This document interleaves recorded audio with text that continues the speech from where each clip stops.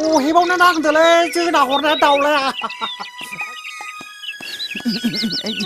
मा डेन्जार बुस्थुमोनलै बे सर गेरला भाई गोसोथोनि आंनि आथिंसा खम बासथाबनानै खुदुमदों आंखौ सिमाङाव दा फैथोंलै स' मा खालामबावनो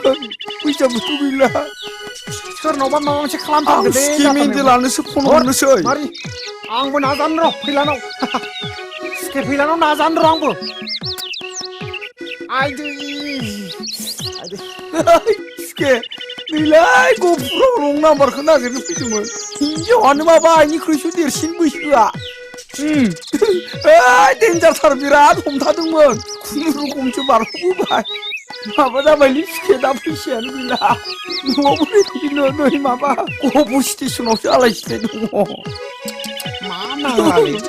माबा मोनसे खालामदोलै स्के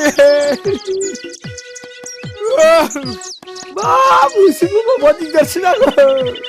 जायखिजाया माबा मोनसे खालामदो स्के नांदों र' नांदों दे स्के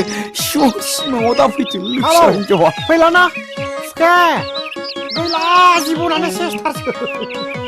सासे माहाजोनाव दोलाबाय आरो नै सासे माहाजोनाव अहेबाव जोंना हरजाबाय आजों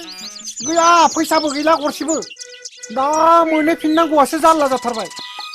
नै थफथिंजों आंजों दं लोगोसे गैयालै बेसारा बिहाबो जोजाना हरनानै बुखा जानानै दं दिगदार जाबायलै स्के माबा मोनसे खालामदो अ फैनानै होफैदो थांनो हानायखौल' खालामना होफैदो स्के जों नेबाय दं नैबे गेस्ट हाउस खिनियावनो गहपुर स्टेसननि बे गेस्ट हाउसआ अ बेयावनो फै आदै आदै हामथारलै स्के दोनबाय दे स्के दे दोनबाय औ दे जासिगोन फैसिगोन नो साफोर लोंहैसै खोमालै 10 थाखा दंमोन आंनाव थाबायनो हागोन नालै आं लासै लासै 10 थाखा दङ बै फाग्ला दाउलायानो मानो जोनोम मोननांगौ आंखोलाय अहेबावलाय खावलायानो एसेयाव बासायदों आंनिया अख्लाबथारबायमोन साला फाग्लिया